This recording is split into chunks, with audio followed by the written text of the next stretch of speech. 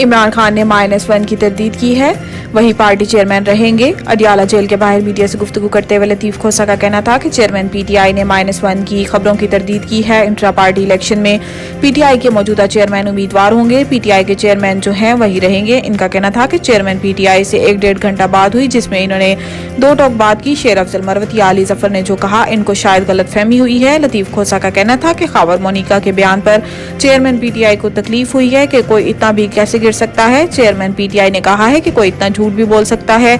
सियासत में सब होता है, केसेस बना दिए जाते हैं, लेकिन कोई इतना गिर सकता है। इमरान खान के वकील का कहना था कि साबिक वजीर आजम की शादी को 6 साल हो गए।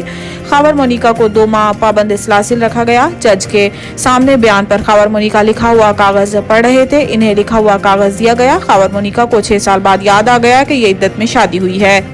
एफबीआर का अमीर तबके के इनकम टैक्स की छानबीन का फैसला। ज़राए एफबीआर के मुताबिक मुल्क की ताकतवर एसोसिएशंस की मेंबरान का डाटा इकट्ठा किया जा रहा है। इस जमन में सनतकारों, वकला और डॉक्टर्स एसोसिएशंस के डाटा के साथ मुल्क की तमाम बड़ी एसोसिएशंस के मेंबरान की तफसीलात जमा की जा रही हैं। ज़राए का कहना है कि बड़ी एसोसिएशंस के मेंबरान की शनाख्ती कार्ड नंबर्स की तस्दीक की जा रही है। बड़ी एसोसिएशंस के मेंबरान के मोबाइल नंबर्स की तस्दीक की जा रही है। एफबीआर के ज़ेली इदारे फुराल और नादरा का डाटा इकट्ठा करके टैक्स की छानबीन की जाएगी। ज़राए का बताना है कि अमीर तबकात का डाटा इकट्ठा करके इन्हें टैक्स नेट में लाने के इक़दाम किए जाएंगे।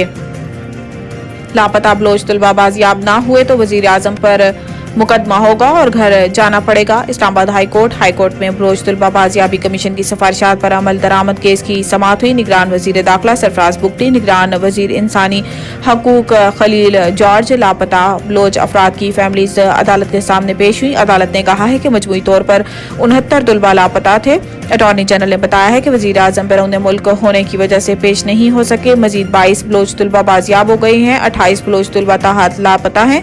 मैं यकीन दहानी कराता हूँ तमाम लापता अफराद को बाजियाब कराने की कोशिश करेंगे। जस्टिस मोहसिन अख्तर कियानी ने रिमार्क्स दिए हैं कि बुनियादी हकूक का मामला है, जिसका पाकिस्तान में जो दिल कर रहा है वो वही कर रहा है। इस केस में सारे तालिब इल्म हैं, ये हमारे अपनी शहरी हैं। सारा इल्जाम रियासी एजेंसी पर आ रहा है। या तो बताएं कि दूसरे मुल्क की एजेंसी ने बंदे उठाए हैं, एक मखसूस इदारे पर इल्जामात हैं, तहकीकात भी इसी से कराएंगे। रियासी इदारा कोई काम करे तो इनके खिलाफ कानूनी कार्रवाई कौन करेगा? इनमें से कोई दहशतगर्द है तो कार्रवाई करें। हम कुलभूषण का ट्रायल कर सकते हैं तो इनका भी कर सकते हैं। लेवल प्लेइंग फील्ड ये है कि मैं लाहौर और नवाज शरीफ इस्लामाबाद की अदालत में पेश हो रहे हैं। एहतसाब अदालत के तलब करने पर शहबाज शरीफ रमजान शुगर मिल रेफरेंस में अदालत के रूबरू पेश हुए और अदालत को बताया कि मुझे साफ पानी केस में बुलाया गया है और गंदे नाले केस में गिरफ्तार किया गया है। मैं केस के मेरिट पर गुफ्तगू नहीं करूंगा, वो मेरा वकील करेगा। ये मुकदमा बहुत साल से चल रहा है। इन्होंने बताया है कि मुझे पहली बार साफ पानी में बुलवाया गया और गिरफ्तार आशियाना में किया।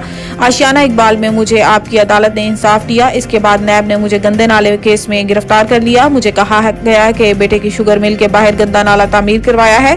ये गंदा नाला एक एमपीए ने तामीर कराया। शहबाज शरीफ का कहना था कि मेरे दौर में साफ पानी के हजारों प्रोजेक्ट लगाए गए। ये मिल हमारी वरासती शुगर मिल है, वो मैंने बेटे को ट्रांसफर कर दी है।